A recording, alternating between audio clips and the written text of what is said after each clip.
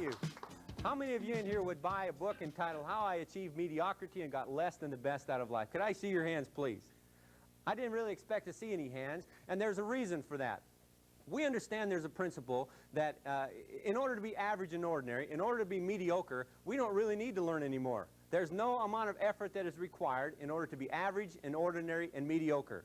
However, if we want to achieve something great in life, if we want to be more than average, then there has got to be an amount of effort and something that we pursue in that. And that's why today we're going to be talking about the pursuit of excellence. Mr. Webster defines excellence as the state or quality of excelling, of being exceptionally good, of the highest quality. So how do we achieve excellence in reference to our life, and really what is excellence and how do we achieve it? That's what we're going to be looking at. Excellence, first of all, is an attitude of winning.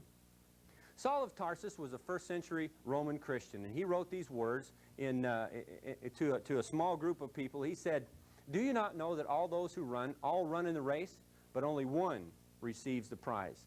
Run in such a way that you may win." Now there's the attitude of a winner, of a person who is pursuing excellence. Running in such a way that you can win. Not just running casually and not just running in a sort of a casual type of a way, but running with a deliberate purpose of winning. You're in the Super Bowl of your life. Life is a game. It doesn't have any timeouts. The clock is always running. You can't just call an audible on the line of scrimmage and call in a substitute to take your place in life. Did you know that? The question we need to ask ourselves is, are we running the race of life? Are we pursuing life in such a way that we can really be winners? Or are we casually just strolling through on our merry way down life's pathway with no real deliberate direction or with no goal in mind? Run in such a way that you may win. Paul understood this attitude, and he knew that the mental toughness that was necessary, because the difference between winning and losing could be so small, sometimes it's almost scary to measure. The difference between winning and losing in the Olympics after you've trained 13 or 14 hours a day for 4 or 5 years, when it gets right down to the finish line, the difference between winning and losing can be 1/100th of a second. Run in such a way that we may win. That's what's necessary in order to pursue excellence. Another attitude that Paul demonstrates that is necessary to pursue excellence is self-control and deliberate direction. Not only do we have to have the attitude of a winner, but in order to be a winner, there are certain things that are required. And that's running with self-control and deliberate direction, knowing where we're going in life, knowing why we want to go there, and what we want to achieve by going there. He said, all those who compete in the games exercise self-control in all things. He's talking about those who are competing in the Colosseum games of the Roman Empire. These individuals exercise self-control in all areas of their life. Not just one specific area, but all their life was basically in harmony with their overall purpose in life. They understood they had to exercise self-control in everything. And they did it in order to win the wreath that was at the end of the game. They did it in order to compete and be competitors in order to win that type of a crown, of a prize that was waiting for them. He said, I run in such a way as not without aim. I box in such a way as not just simply beating the air.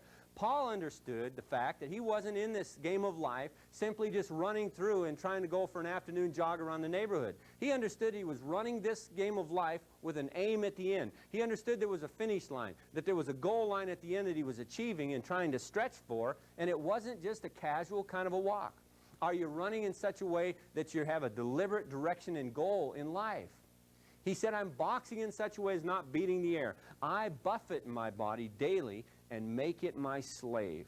It takes self-control. It takes deliberate direction if we're to achieve great things in life.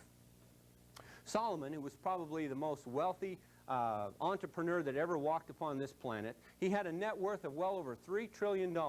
25 tons of gold was his income, not including the revenue from government sources in other areas as the king of Israel. 25 tons of gold was his personal income. Solomon wrote these words about the pursuit of excellence. He said, whatever your hand finds to do, do it with all your might. Don't just run down life's highway half-heartedly. Don't just try to accomplish things in life with just half your heart into it. Put your whole heart into it. Whatever you're doing in life, do it with all your might. In other words, pursue excellence in what you're doing in life.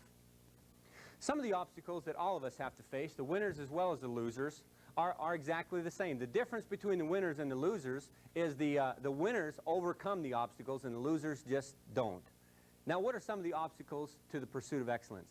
Obstacle number one is the obstacle of laziness. Solomon wrote about that obstacle when he says that the lazy man or the sluggard puts his hand in the dish and does not even take it back to his mouth again. Here's a man who's determined what he wants out of life. He's figured out what he wants and where he wants to go, and yet he doesn't have enough energy to bring it back to his very mouth again and to enjoy the fruit of what he's tried to put forward as far as his labor. He's lazy. Solomon also writes about the lazy man and says that the hands of the lazy man kill him because his hands refuse to work. They just will not work and will not accomplish what he wants them to accomplish. The second obstacle that we must deal with as far as the pursuit of excellence and must be overcome is the one of fear of mistakes. Solomon dealt with that one also when he said that the sluggard says, "There's a lion outside, I will be devoured." Here's a man that was afraid to go outside for fear that there might be a boogeyman in the shadows, in the darkened recesses of his mind. We all have fears that we must deal with, but it's simply the fear of making mistakes. Let me take away your fear of mistakes and guarantee you that you're going to make them. Now, maybe that'll make us feel a little better. We're going to make mistakes. We're going to flub up. We're going to continue to make mistakes, but the thing is we've got to determine to keep on going and overcome them until we get it right. Fear of mistakes and fear of failure. Charles Kittering says that the faster you go, the more chance you have of stubbing your toe. However, the more chance you have of getting somewhere. It's like the turtle, where it says, "Behold the turtle, he makes progress only when he sticks his neck out." We've got to stick our neck out sometimes in order to get somewhere. We've got to overcome the fear of failure, the fear of making mistakes. The third obstacle that must be overcome in the pursuit of excellence is the obstacle of a low self-image. We are bombarded from every area from the time we're small until the time we're growing up about how useless we are, and we're not really able to accomplish the great things in life, and we're told that we're average and ordinary, and we need to fill our minds with good and positive things. As we perceive ourselves, Solomon says, "As a man thinks within his heart, so is he." We become, and we are the exact picture of what we think about ourselves mentally. What is the concept we have of ourselves mentally? Are we dull and drab and disillusioning? That's the kind of person that we're going to be. Are we exciting and vibrant, and are we pursuing excellence? That's the kind of person we will become. We need to get a positive, realistic picture of who we really are. It reminds me of the young Indian boy that took the eagle out of the nest when the eagle was just a small fledgling. He put it in with a flock of turkeys. And the turkeys went ahead and he grew up with these turkeys and learned to scratch like the turkeys and learned to gobble like the turkeys and learned to walk around just like the turkeys did. And one day when this eagle was fully grown, he looked up into the sky and saw this magnificent bird far above the clouds. And he asked one of the other turkeys, he said, what kind of a bird is that? It's beautiful. And the turkey said, "Ah, that's an eagle. He's the most majestic, powerful bird in the skies. But you know, you can never be like him because you're just a turkey." And the eagle went back to scratching just like the turkeys and thinking just like the turkeys and acting just like the turkeys. And the moral of that story is you cannot soar with the eagles when you think that you're a turkey. You see, we've got to have a positive self-image. We've got to have a good concept in our mind of who we really are. And there are a lot of individuals, there were a lot of people throughout our history that overcame those same kinds of obstacles that you and I face. Thomas Edison, who 14,000 times failed to light a light bulb. And when he was asked by one of his students, "Mr. Edison, what does it feel like to have failed 14,000 times?" Mr. Edison responded and said, "I have never failed at anything. I have successfully found 14,000 ways that simply will not work." You see, you throw these kind of individuals a lemon and they make lemonade. You bury them in a snowstorm in Valley Forge and you have a George Washington. You raise them in abject poverty, you have an Abraham Lincoln. You cripple him so that people say that he'll never walk again. You have a Glenn Cunningham who in 1934 broke the mile running record in 4 minutes and 6 seconds. You deafen a genius composer. You have a Ludwig van Beethoven. You write him off as retarded and unable to learn anything, and you have an Albert Einstein. You see, these people were the winners. These are the individuals that overcame the obstacles in their life. They overcame the things that would have kept them average and ordinary, and they pursued excellence. So how do you and I pursue excellence in our life? What are the nuts and bolts, the things that we must do in order to put this whole thing together and pursue excellence in our life? First of all, we need to develop the concept of thinking positively about our lives. We've got to have the attitude of filling our minds with positive things. You know, we're bombarded daily about negative things. We hear about a plane crash over in Africa, or we hear about somebody got mugged over in New York City. I don't want to hear about how about all the people that didn't get mugged? How about all the airplanes that didn't crash? I don't want to hear that there's a 20% chance it's going to rain. I want to hear that there's an 80% chance that there's going to be sunshine. I don't want to hear that the stock market crashed. I want to hear that the stock market went on sale. It's basically how you perceive it. As the mind will attract what the mind thinks about the most. Saul of Tarsus again wrote to a young church, and he said, whatever is true, whatever is lovely, whatever is of good report, if there's anything worthy of praise, if there's anything honorable, if there's anything that is excellent, let your mind dwell on these things. Fill your mind with positive and good things in life, and understand what those good and positive qualities are. Next, we've got to have a balanced life. You know, in his book, in Search of Excellence, one author wrote that he hasn't found evidence of one single individual who's ever achieved excellence without being tunnel visioned. And I think that, man, if you have to be tunnel visioned in order to have that kind of success, I don't really think it's worth it. I think it's wrong to have that kind of success. If you have to be financially successful or want to build a big business and you lose your family in the process of doing it, I don't think that's success. If you want to achieve for something great in life and you lose your health and lose all your friends by doing it, I don't really think that's a pursuit of excellence. You see, excellence is a balanced lifestyle. It was said of Jesus of Nazareth, who's probably the most excellent individual that ever walked on the face of the earth. It was said of him that he grew in wisdom and in stature and in favor with God and man. There was a man who had a balanced life. He grew in wisdom. He understood the practical application of everyday knowledge. He knew what it took to walk through life on a daily basis. He grew in wisdom. Learn how to grow in wisdom. Learn the things that make for practical application of everyday knowledge. He grew in stature, took care of himself physically. He was physically fit. You know, our bodies are only going to be here for a short time as we walk through this life. That's the only body we're ever going to have. We need to take care of it so that it will get us through and produce the kind of results and the energy that's necessary to get us to the end in stature. And in favor with God. Jesus had his relationship on with God.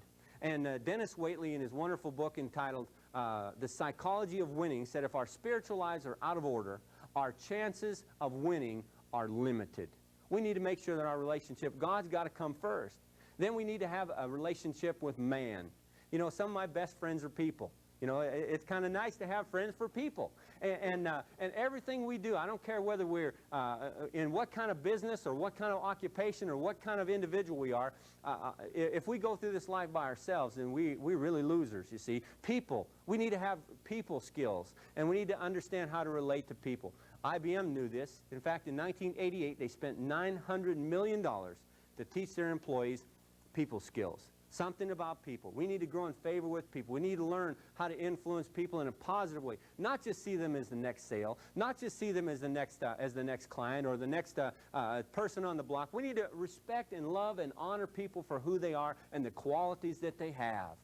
There are two unalterable laws that cannot ever be violated in our relationship with people and our people skills. If you violate any one of these two laws, it is the same as violating the law of gravity. You will fall and you will pay the consequences. And those laws are, you must love your neighbor as yourself, and you must do unto others as you would have them do unto you. Those two laws cannot be violated if we're to be in pursuit of excellence. Teddy Roosevelt wrote these words.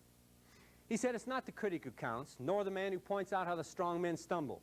The credit actually belongs to the man who is in the arena, whose face is marred by dust and sweat and blood, who strives valiantly, and who errs and comes short again and again because there is no effort without error and shortcoming, who actually does try to do the deed, who knows the great emotions and the great devotion, and who spends himself in some worthy cause, who at worst, if he fails, at least fails while daring greatly. Far better it is to dare mighty things and to win glorious triumphs, even though checkered by failure, than to rank with those poor and timid souls who neither enjoy nor suffer much, because they live in the gray twilight that knows neither victory nor defeat. I hope that you're not writing your life's book in the book entitled How I Achieved Mediocrity and Got Less Than the Best Out of Life. I hope that your life story for you will be written in the book In the Pursuit of Excellence. Thank you.